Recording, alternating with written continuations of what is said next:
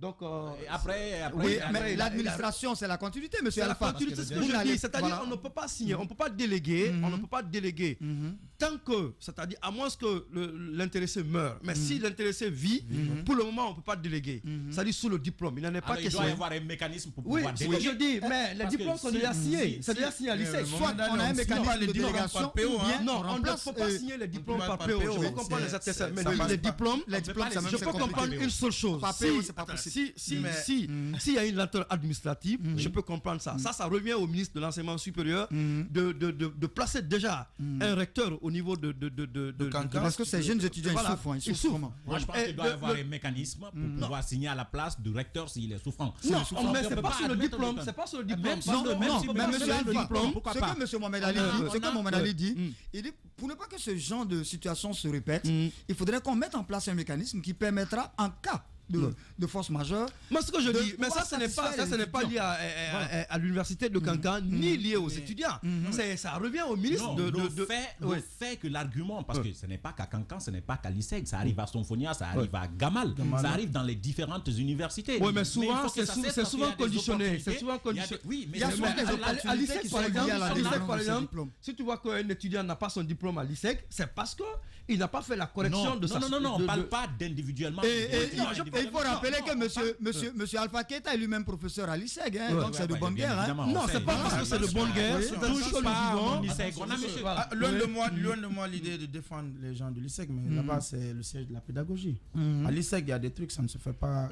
On reste à ce qui se passe dans les autres universités. Ce problème-là, moi je pense que la responsabilité incombe réellement à monsieur le ministre de l'enseignement supérieur. C'est à lui de nommer un recteur là-bas. Ce n'est pas les autorités de Kankan ne peuvent rien faire. C'est parce que le ministre n'a pas nommé un recteur rapidement, c'est ce qui a provoqué tout ça. C'est vrai que c'est le ministre qui nomme un recteur. Oui, mais c'est lui qui nomme un recteur. Ça ressort. Oui, c'est un décret, mais c'est sous sa proposition du ministre. Quand le ministre nomme un recteur et puis le ministre propose un recteur, c'est différent. On va toujours aller à Kankan. Et lui, il est le chargé de la coopération universitaire. De M. Ibrahima Khalil Sako. Il est au bout de téléphone avec nous, M. Sako. Bonsoir. Oui, bonsoir, comment allez-vous? On va très bien, nous. Et vous, comment allez-vous cet après-midi? Oui, alhamdoulilah, je vais bien aussi. Dieu merci, on était donc en train de parler de l'université Julius Nyerere de Kankan, le retard dans la délivrance des diplômes. On en parle chez nous. Pourquoi c'est un problème? Il paraît que ça fait 3 mois, les étudiants sortants n'ont pas leur diplôme. Et vraiment, c'est un grand regret. Avant de rebondir à votre question, avant de revenir à votre question, c'est vraiment un regret aujourd'hui de voir ces étudiants en train d'attendre notre diplôme jusqu'au jour d'aujourd'hui. Mais la faute ne manque pas des autorités universitaires. Vous savez, depuis la mort de notre défunt recteur l'année passée, et c'est son vice-recteur chargé des études qui assure l'intérim. Donc c'est lui qui gère les affaires courantes. Et celui qui assure l'intérim a une certaine limite. Il n'a pas toute la légitimité nécessaire de conduire toutes les actions de l'institution. Et il a certaines actions qui relèvent de ses prérogatives et qui doit les gérer. Mais la signature des diplômes ne peut pas être effectuée par un intérimaire. À moins que l'autorité compétente qui est chargée de nommer un recteur donne l'autorisation à l'intérimaire de signer les diplômes en tant que recteur. Et qui doit nommer le recteur? C'est, disons, le ministre de l'enseignement supérieur, de la recherche scientifique qui doit proposer le recteur et le président prend un décret pour le nommer au poste de recteur. Donc c'est pourquoi jusqu'au jour d'aujourd'hui, le recteur qui assure l'intérim n'est pas légalement installé et n'a pas l'autorisation de signer les diplômes. C'est pourquoi nous avons beaucoup attendu et nous continuons également à attendre. Mais il faut comprendre que les efforts sont être fournis pour que les autorités réagissent à faveur de ces étudiants qui vraiment souffrent au jour d'aujourd'hui. Mais vous savez quand même que ça porte préjudice aux étudiants, vous en êtes conscient? Leur chance. Il y en a qui ont tenté leur chance, mais très malheureusement jusque-là, et ça ne va pas parce qu'ils n'ont pas encore reçu le diplôme. Quel est le discours que vous tenez à l'endroit de ces étudiants qui viennent vous voir pour leur diplôme? Allô? Oui, allô, je demandais quel est le discours que vous tenez à l'endroit de ces... Oui, M. Sako? Oui, je vous écoute. Quel est le discours que vous tenez à l'endroit de ces étudiants qui viennent vous voir? Et ces étudiants, nous partageons vraiment leur souffrance. Mais ce que je peux leur dire aujourd'hui, c'est d'observer la patience et que les démarches sont en train d'être menées et bientôt ça va aboutir d'ailleurs dans un laps de temps. Mais puisque c'est de l'administration, on ne peut pas, disons, promettre jusqu'à un certain niveau, mais dans un bref délai. Et si je ne m'abuse, dans un instant, pour instant, et la situation sera vraiment débloquée. Où en sommes-nous justement où en sommes-nous, plutôt dois-je dire, où en êtes-vous, vous, les autorités? À quel niveau Parce qu'en même temps, le ministère, c'est vous, hein? Bon, le ministère, c'est pas nous, parce que nous sommes des concomitants, nous ne sommes que des exécutants. La décision vient du ministère. Effectivement. Et vous savez, lorsque nous agissons d'une façon, et on va interpréter ça autrement. Effectivement. Mais c'est au ministère de décider et pour que nous exécutons. La dernière réponse que vous avez reçue du ministère, c'était quoi et quand? Bon, la dernière réponse, c'est que on nous a dit que les rencontres ont été effectuées, même le débat a été tourné autour de ça au niveau du conseil interministériel, et qu'il y a deux alternatives. L'alternative, c'est soit de donner, pour la circonstance, donner l'autorisation à l'intérimaire de signer les diplômes pour dépénaliser les étudiants, et à défaut, nommer un recteur pour vraiment conduire la gestion des affaires. D'accord. Peut-être dernière question. Monsieur Sako, à votre avis, pourquoi on a du mal à trouver un recteur au niveau de Kankan? Parce que ça fait quand même plus d'une année que le recteur est décédé. Une année. Bon, pratiquement, je ne peux pas avoir une réponse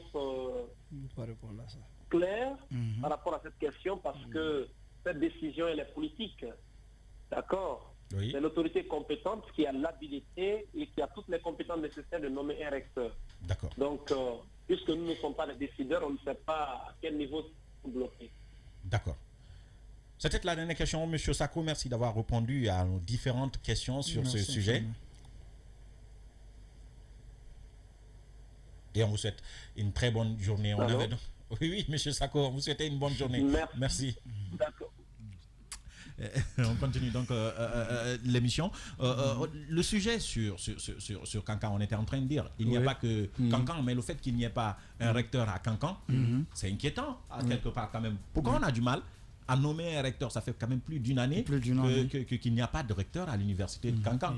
Et il faut rappeler que l'université de Kankan, ça fait partie des 3 grandes universités du pays. Après Gamal, c'est Kankan. Après Gamal, c'est Kankan. Avant Somphonia. Maintenant, la Somphonia constitue la 12e université. Ça fait 1 an que le recteur est décédé et qui gère les affaires courantes de l'université? C'est le vice-recteur qui est encore décédé. Oui, voilà. Le vice-recteur est encore décédé. Actuellement, qui gère les activités? Mais il faut lui laisser la main libre de signer les diplômes. Non, mais parce qu'il faut un acte. Si l'acte n'y est pas, ça serait très difficile que quelqu'un signe sur un diplôme. Donc, je pense que c'est toujours le problème éternel qui s'oppose. Donc, quand la situation politique bloque les affaires courantes, c'est difficile. D'accord. Voilà, je pense que nous avons tous parlé de cette lourdeur administrative qui pénalise non seulement les activités au sein des universités, mais aussi qui pénalise les étudiants. Et je pense que la seule chose que nous pouvons faire, c'est de lancer encore un appel. Parce que Dieu seul sait comment ces jeunes souffrent. C'est de lancer un appel vis-à-vis des autorités compétentes afin que les décisions idoines soient prises vraiment de façon incessante et rapide, afin que les étudiants quittent cette situation délicate. Parce que c'est un peu difficile, il y a des institutions qui mais par contre, il faut dire aux étudiants de prendre leur mal en patience et non, ils sont déjà patients depuis le mois de janvier. Mais ils parlent de manifestations. Mais les Guinéens doivent savoir qu'il y a des choses qui ne se règlent pas par des manifestations. Il faut rappeler les autorités qu'à Kankan, les étudiants attendent toujours leur diplôme. L'émission est très savoir. Nous continuons juste après cette transition. Sur Radio Espace Guinée, Être et Savoir, c'est le magazine dédié aux questions qui ont trait à l'éducation et à la transmission des savoirs sous toutes ses formes. À l'école, mais aussi au sein de la famille, dans l'éducation populaire, voire l'éducation par la culture, entendue au sens large du terme. Être et Savoir. Mohamed Ali Condé.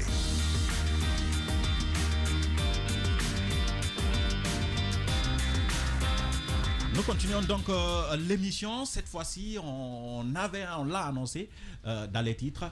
Ce sont les syndicats en fait. Quand je vais en parler, j'en ris. Monsieur Mansa Doumbouya, il est notre invité. Il est avec nous en studio. Monsieur Doumbouya, bonsoir. Bonsoir. Le micro, monsieur Doumbouya, un petit peu tiré. Bonsoir. Et bienvenue dans cette émission. Merci. Plusieurs fois, on a tenté de vous avoir, mais aujourd'hui, on vous a d'habitude, vous parlez au téléphone. Maintenant, là, on vous a bienvenue encore une fois dans cette émission. Merci. Comment ça va, monsieur Ansa? Bon, je crois que ça va très bien. Ça va très bien. Très bien. Et ma structure responsable syndicale aussi se porte très bien. D'accord. Et en même temps, disons bienvenue à Madame Kadiatou. Merci beaucoup. Alors, Monsieur Alpha, on va commencer cette thématique. La dernière fois qu'on l'a abordée, c'est sur les primes d'incitation qui sont encore bloquées et situation dans laquelle se trouve notre collègue. Moi, je suis sidéré. Je suis énervé quand Mohamed Ali me parle de primes alors que ça fait 2 mois que j'ai pas mon salaire. Je pense qu'il y a un acte officiel qui est déjà pris.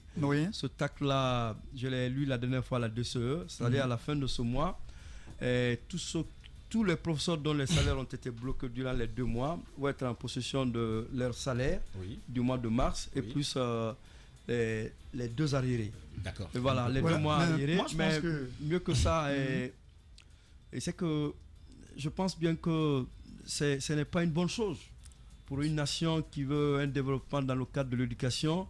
Je pense bien qu'il faut tenir compte réellement de cette souffrance que les enseignants subissent dans les salles de classe. Et je pense bien qu'il faut beaucoup revoir cette situation, franchement. Voilà. Oui, mais attendez, mais moi, ce qui me peine dans cette situation, c'est le silence quelque peu, je dirais, coupable des structures syndicales. Je n'ai pas trop entendu parler de cette situation par les mouvements syndicaux.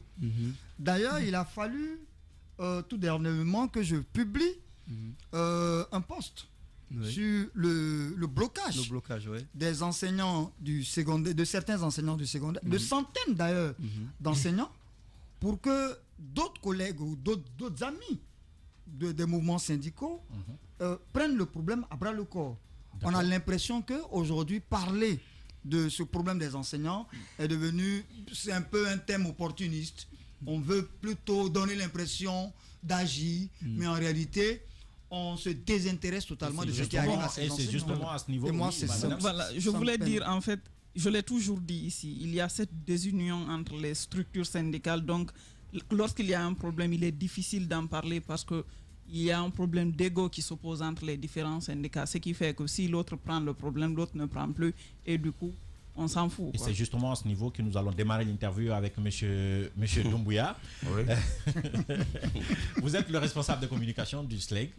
SLEG, dont le secrétaire général est bien sûr Aboubacar Souma. Comment il va? Il est toujours le secrétaire général? Oui, le général Aboubacar Souma. Il est à la retraite. Oui, ça n'a rien à voir avec ses activités syndicales. Première question. Donc. Administrativement, il n'est pas à la retraite, mais ses activités syndicales continuent. Et c'est là où le problème se pose.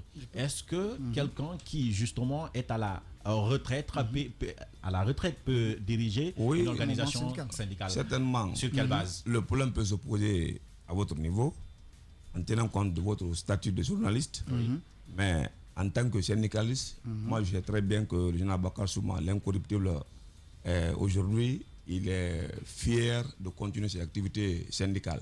Oui, mais est-ce que la loi nous permet de continuer? Monsieur Doumbouya, je vous informe. Oui, monsieur Doumbouya. Vous savez, sur le plan international, il y a une convention que notre pays, la Guinée, a ratifiée depuis 1959. Peut-être que comme nous sommes maintenant dans un monde numérique, on peut prendre vos appareils Android. On connaît la convention, monsieur Voilà, 97. Donc je crois que la convention est claire à son article 8, alinéa 2. Donc les lois nationales sont au-dessous de cette convention. Donc le général Bakar Souma peut jusqu'à présent continuer à mener ses activités. Ça c'est d'une part. Donc selon M. Doumbouya, d'autre part, suivez. Dans la conception des lois dans un pays, je crois que les législateurs, vous pouvez les consulter, la loi n'a pas d'effet rétroactif. Donc, lorsqu'il votait cette loi-là, le général Bakar Souma déjà avait ses 5 mandats en cours. Donc, je crois que si aujourd'hui on vote une loi parce que le général Abakar Souma dérange le pouvoir, ils vont voter. Mais monsieur Doumbouya, est-ce que le SLEG ne se tire pas une balle dans les pieds en gardant monsieur Aboubacar Souma à la tête de sa structure? Comme s'il était le seul. Parce qu'il faut le dire. Il faut le dire. Monsieur Aboubacar Souma n'est pas le seul syndicaliste. Il faut le dire. D'ailleurs, le département a dit qu'il n'était plus prêt. Les autorités compétentes ont dit qu'il n'était plus prêt, qu'elle n'était plus prêt à accepter quelqu'un en collaboration avec M. Aboubacar Souma. Mais le SLEG persiste à maintenir M. Aboubacar Souma à la tête de la structure. Est-ce que c'est pas une balle tirée? Le département du MENA peut le lire, mais ce n'est pas un acte légaliste. Ils doivent lire les textes, c'est clair. Ils auront, je crois qu'un conseil juridique qui est là, M. Kaba, ils doivent le consulter pour qu'il soit très bien édifié. Donc, je crois que les textes sont clairs. Lisez vous-même. Mais pourtant, l'article 39, l'administration n'a rien à voir avec les activités syndicales. L'article 39. Lisez l'article 8 de cette convention, lisez l'article 4, l'article 3, pour être mieux édifié. Pour ne pas moi, je voulais savoir, donc, si je comprends bien, c'est le mandat du général Aboubacar Souma n'est pas terminé. N'est pas terminé. Donc, si le mandat n'est pas terminé, ça veut dire qu'il peut mener jusqu'au bout. Il peut mener ses activités syndicales. Voilà. Maintenant, qu'est-ce que vous prévoyez parce que si le mandat termine? Bon, pour le moment, je crois que son remplacement n'est pas à l'ordre du jour. Non, mais moi j'ai appris que on a appris tout récemment que vous étiez mieux placé pour le remplacer. Non, au poste du secrétaire général. N'est pas à l'ordre du jour. C'est une sorte de précipitation. Ils ne sont pas arrivés à ce moment, à cette période. Monsieur, moi, qu'est-ce qui empêche ces syndicalistes de se donner la main et d'une voix? Parce que je pense que le propre d'un syndicaliste, ce n'est pas d'aller à un bras de fer avec l'État. L'État, c'est notre partenaire. Qu'est-ce qui empêche ces syndicalistes, SNE, SLEG, d'Aboubacar Souma, SLEG, de Kadiatouba, de se donner la main et d'une seule voix chercher à défendre les enseignants? Mais moi, je crois que le SLEG n'a jamais refusé. Peut-être que il y a certaines informations. Excusez-moi, mais le SLEG en tant que le SLEG n'a pas tendu la main aussi aux autres. Mais suivez, le SNE auquel vous faites allusion, son secrétaire général, Pépé, était l'un des responsables du SLEG au niveau du lycée Senghor, lycée à Imba. Donc, il a quitté volontairement le SLEG. Donc, ce n'est pas à nous de l'appeler. C'est à lui de poser cette question. Pourquoi il a quitté le SLEG? Oui, mais attendez. Donc, il n'y a pas eu de guerre. Pépé est resté au niveau du SLEG jusqu'à la signature des 40%. Donc, c'est lui qui était notre représentant au niveau du lycée Senghor. C'est lui qui a même vendu nos cartes de membres au niveau aux enseignants de lycée Senghor. Ce que je ne peux pas comprendre. Dans quel cadre ils ont tenu leur congrès au niveau de Kinia? Comment ils ont été financés? Monsieur Doumbouya, vous dites que M. Pépé ne vous a pas tendu la main, ou le SNE ne vous a pas tendu la main. Est-ce que le SLEG a essayé aussi, le SLEG qui est un syndicat beaucoup plus ancien, est-ce que le SLEG beaucoup plus de notoriété? Le FSP, le SNE par exemple? On ne sait même pas pourquoi il a quitté. Voilà, lorsqu'on lui a demandé les raisons, il dit non, il veut. Est-ce que c'est parce que Pépé, monsieur, est-ce que c'est parce que Pépé, Michel Pépé Balamou a quitté le SLEG pour aller créer le SNE? Est-ce qu'il doit être l'homme à abattre? Non. Voilà. Maintenant, s'il a créé le SNE, est-ce que le SLEG d'Aboubacar Souma, avec votre notoriété, est-ce que vous ne devez pas essayer d'embraser tout ça? Est-ce que le SLEG ne doit pas avoir le dos large? Aujourd'hui, s'ils viennent, ils sont les bienvenus. Mais on ne peut pas partir de la société, on ne sait pas pourquoi. Mais c'est être fort aussi, c'est être fort de tendre la main avec tout ce que nous avons à la génération montante. Tout ce que nous avons comme j'ai comme l'impression qu'il y a une guerre d'ego et une guerre de suprématie sur le terrain du syndicat de l'éducation. De l'actuel bureau exécutif du SLEG, sincèrement, la notion de représentativité sur le terrain ne se pose pas. On peut dire qu'au sein du SLEG, il est libre de continuer ses activités syndicales ailleurs. Il peut encore revenir au SLEG. Pourquoi on est... Donc, il n'y a pas de problème. En tant que président d'une structure syndicale, il ne peut pas revenir. Pourquoi on ne peut pas... Avec quel poids? Les structures syndicales, que ce soit le SLEC. En matière syndicale, c'est la représentativité. Oui. Donc, voilà, donc, monsieur Mouya n'a pas de Moi, je vais vous couper les micros parce que là, ça devient désagréable. On ne peut pas tous parler en même temps. On a invité, on lui pose des questions et en même temps, il va répondre à ces questions-là. On était sur la question liée à Aboubacar Souma. Vous étiez en train de dire qu'on a créé, si j'ai bien compris, fais-moi si je me trompe, qu'on a fait une loi contre Aboubacar Souma, c'est ça? Oui. On a fait une loi contre Aboubacar Souma. C'est bien ce que vous êtes en train de nous expliquer. Non. Dans la conception de loi, la loi est impersonnelle. Oui. On ne doit pas voter une loi. Est-ce que vous voulez dire que la loi a été votée contre Aboubacar Souma? Ah, mais c'est ça.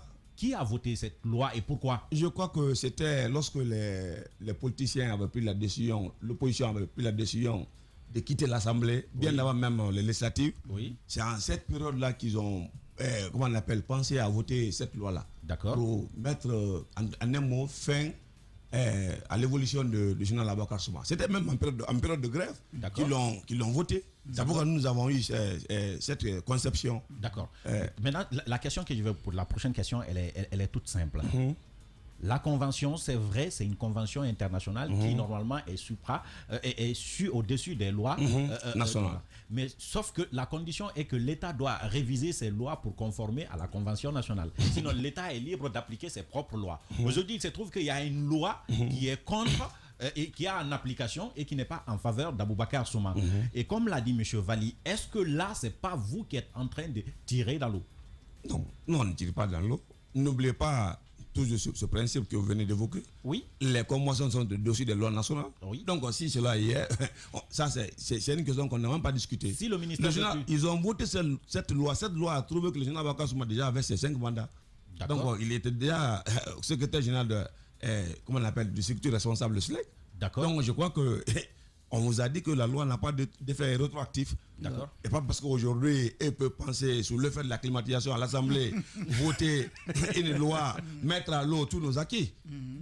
Le SLEC, c'est une structure responsable. Est-ce que ça veut dire que sans Aboubacar Souma, le SLEC, il n'y a pas de SLEC? C'est vous qui le dites. Non, moi je vous pose c'est vous qui le dites. Parce qu'en même temps, on a l'impression qu'il n'y a personne au SLEC à part Aboubacar Souma. Le SLEC a été créé depuis 1941, le SLEC a existé avant Aboubacar Souma, le SLEC va exister après Aboubacar Souma. Donc aujourd'hui, la question de savoir qui doit conduire maintenant la destinée de notre structure ne se pose pas pour le moment. On pense que c'est... Donc nous attendons, après les 5 ans, nous allons voir qu'est-ce qu'il faut faire. S'il faut le reconduire. S'il faut le reconduire après les 5 ans. Ma question elle est très simple.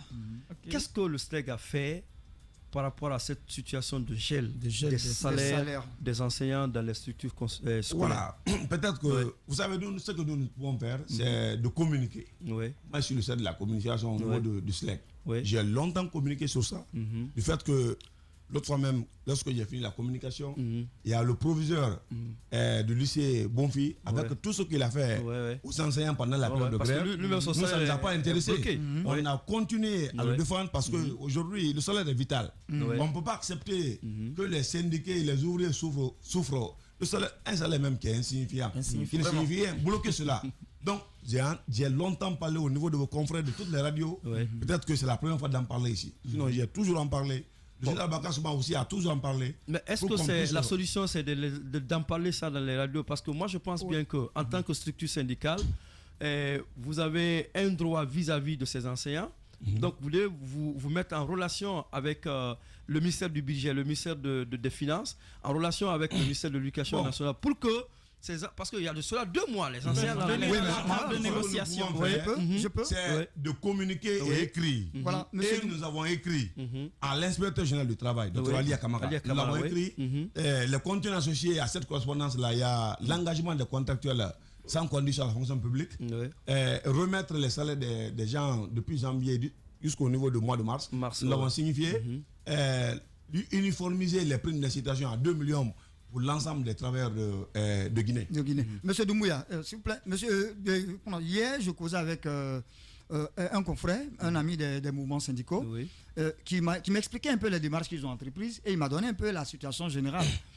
Est-ce que M. Doumbouya peut nous dire à quel niveau se trouve aujourd'hui, la question des primes, deux, surtout la question des salaires qui sont gelés depuis deux mois. Quelle est la situation aujourd'hui? Bon, aujourd'hui, dans la même correspondance, je vous informe qu'il y a des enseignants, depuis que les autorités ont commencé à payer ces primes d'incitation, il y a des enseignants qui n'ont jamais reçu à l'intérieur. Donc nous avons reçu leur liste, beaucoup de listes, et nous avons énuméré ça dans une correspondance que nous avons adressée au niveau du MENA, au niveau du Dr Bano.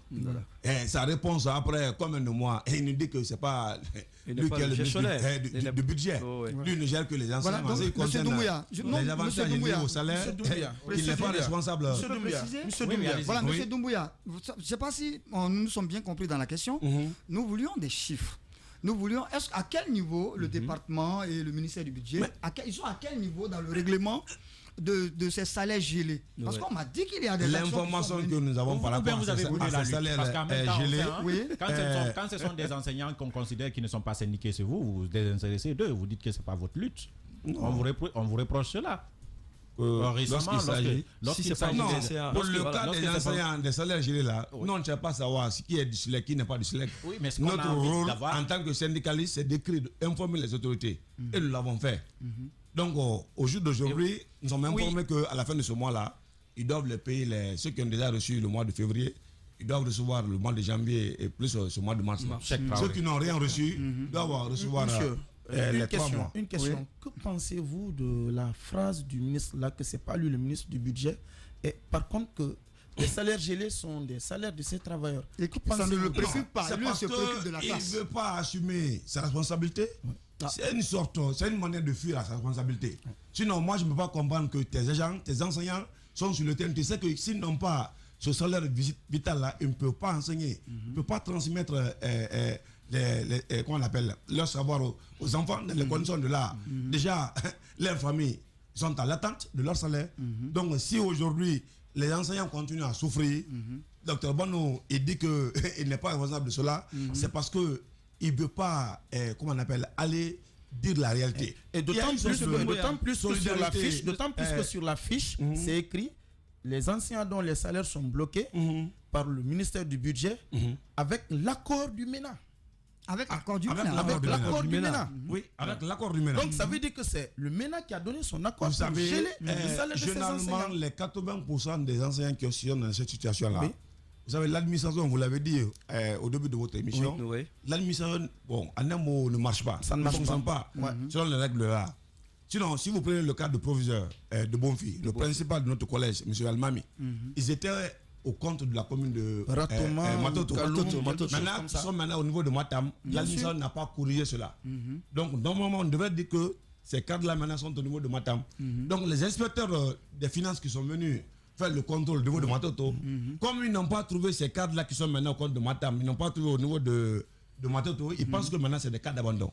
Parce que ça n'a pas été corrigé. Oui, mais monsieur, moi je pense que d'ailleurs, il faudrait qu'on corrige ça parce que j'ai échangé avec un inspecteur, avec un inspecteur qui m'a dit clairement que l'éducation avait la particularité, c'est comme la santé, l'éducation avait la particularité où l'invitation pouvait se faire à plusieurs niveaux.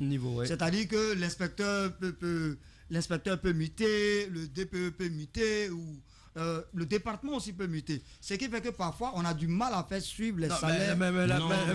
C'est un faux débat. Ceux qui sont venus inspecter, Mohamed Ali, excuse-moi, ceux qui sont venus inspecter, mais ils sont venus avec du numérique.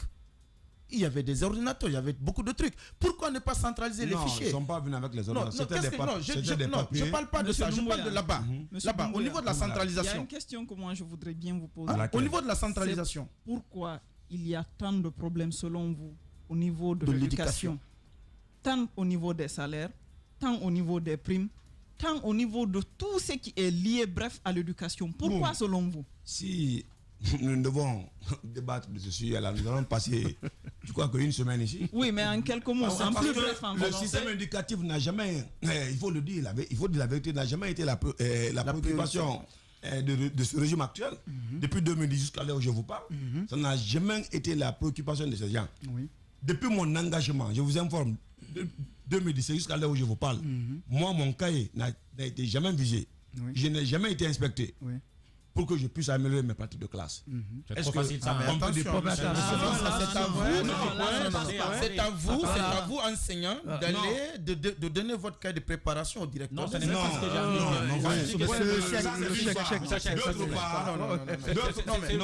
Avant de rentrer en classe, excusez-moi. Avant de rentrer en classe, ce que j'ai envie de dire, c'est que c'est trop facile parfois de dire l'État n'a jamais prêté attention à ce débat. Vous êtes des acteurs. Moi, je parle en connaissance de cause. Vous êtes des j'ai acteurs toutes les preuves. Non, aujourd'hui, votre querelle de leaders d'organisations syndicales cause plus de victimes dans l'enseignement que l'État lui-même. Par exemple, depuis quand le SLEG a commencé à déclencher ses activités syndicales, c'est en 2017. Notre problème, ce n'est pas que SLEG déclenche des grèves ou pas. C'est qu'il y ait d'abord une cohésion au niveau des acteurs qui s'occupent de l'enseignement. Mais aujourd'hui, on a l'impression que lorsqu'il s'agit lorsque le premier discours d'un problème a été prononcé par le secrétaire général de la FSPE, il y a le SLEG d'Aboubacar Souma qui n'a pas besoin de soutenir la grève. Et d'ailleurs, il va contre cette grève-là. Moi, ça ne me concerne pas de toutes les façons. Non, on a vu. Monsieur Aboubacar Souma l'a dit. Il a dit qu'il fallait. Donc aujourd'hui, non, vous ne pouvez pas dire ça. Je vous ai eu au téléphone ici. Vous nous avez parlé de cette problématique de prime. Vous avez dit que vous-même, sur votre bulletin, vous avez 1,4 million. 1,3 million. Vous avez que c'était 450 000. C'était préparé. 450 000. Normalement. Vous avez dit que c'est orchestré par des acteurs que vous connaissez. Et qui veulent saboter. Vous avez dit que ce sont les syndicalistes du SNE, de la FSPE, plus les membres, certains membres du gouvernement. Des membres du gouvernement et des inspecteurs, ainsi de suite. Mais ce n'était pas le même discours avec les organisations, ces autres organisations syndicales. On a reçu le secrétaire général de la FSPE qui nous a expliqué notre problème. Mais lorsqu'on lui parle du SLEG d'Aboubacar, ce sont des balles qui vont direct. Mais c'est pas, on ne comprend pas pourquoi. C'est parce que c'est une guerre d'ego. Moi, je l'ai trouvé. C'est pas une guerre d'ego, madame. C'est une guerre d'ego. Aujourd'hui, c'est vrai. Tous les observateurs conscients savent qui défend les travailleurs, qui défend le gouvernement. Vous défendez. Oui, mais nous défendons les ouvriers, les travailleurs. Mais vous savez ce qu'ils représentent. Sinon, ces primes d'incitation-là, normalement, devaient être orientées sur les salaires indiciaires. Nous sommes allés, comment on appelle, faire des opérations de recensement, parce qu'on avait signé un protocole avec le gouvernement depuis le 10 janvier 2019. Donc, il a été dit clairement que les montants qui devaient être accumulés pendant ces opérations de recensement devaient être orientés sur le salaire indiciaire.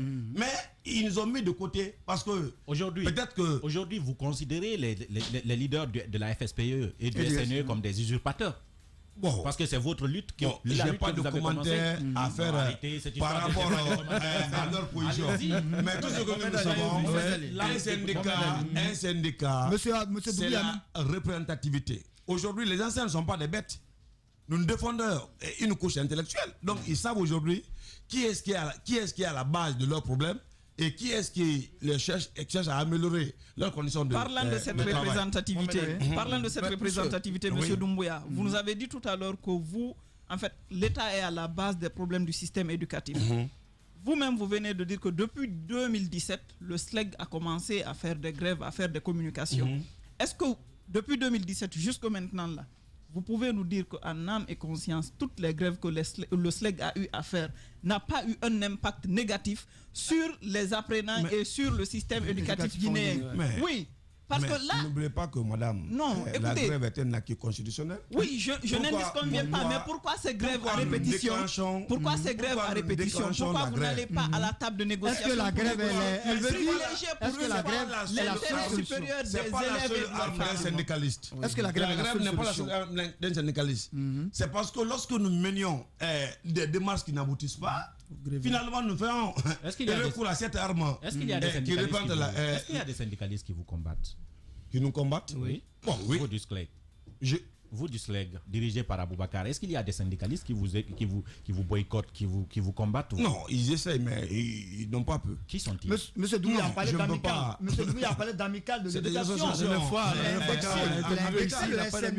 Amical de l'éducation. Moi, je sais, ils n'ont pas de poids sur le terrain.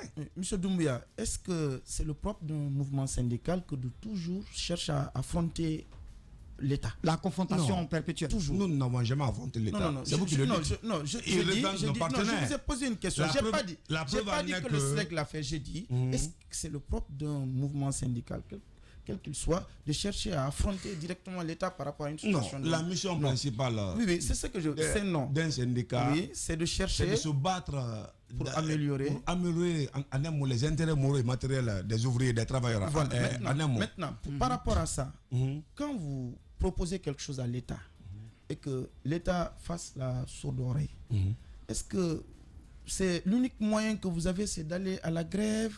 Ou quels sont les plans que vous avez? Si on demande à l'État d'augmenter tel, est-ce qu'on ne peut pas demander des avantages d'ordre social, autre chose, des logements par exemple, des terrains? Qu'est-ce que vous avez mené pour ça? Les conditions liées à la formation, qu'est-ce que vous avez ces éléments-là? Regardez. Dernière question. C'était la dernière question. Au cours de notre conseil syndical du 10 au 11 août 2018, nous avons pensé à beaucoup de mots qui assaillent notre système éducatif. Au-delà, à part même, mettons de côté ces revendications salariales, nous avons pensé à la formation continue des enseignants, nous avons pensé à la construction des écoles, nous avons pensé aux manières scolaires qu'on doit donner normalement aux élèves. En tout cas, 35 recommandations que nous avons mis sur papier, mettre dans l'enveloppe. Ce jour-là, c'est le général Abokasso même qui a conduit la délégation. Nous sommes partis remettre au ministre d'alors, c'était Mour Sangaré, mais depuis qu'on lui a remis, où il a mis cette correspondance, c'est dans les tiroirs. C'est pas parce que le SLEG a toujours à revendiquer le salaire. Donc, au-delà de cette revendication, nous nous battons aussi dans le cadre de l'amélioration du système éducatif par rapport à plusieurs aspects. D'accord. C'est la fin de cette émission, Monsieur Doumbouya. Merci. C'est à moi de vous remercier. Merci, Monsieur Vali. Merci, Madame Kadiatou. Merci, Monsieur Alpha, Monsieur Cheikh. Merci. Parce que tout simplement, une école sous-développée est une école contrôlée par des gens qui se fichent complètement de l'éducation. Donc, travaillons à ce que notre éducation ne soit pas une vérité qui nous ment. On se retrouve donc demain dans un autre numéro. Au revoir.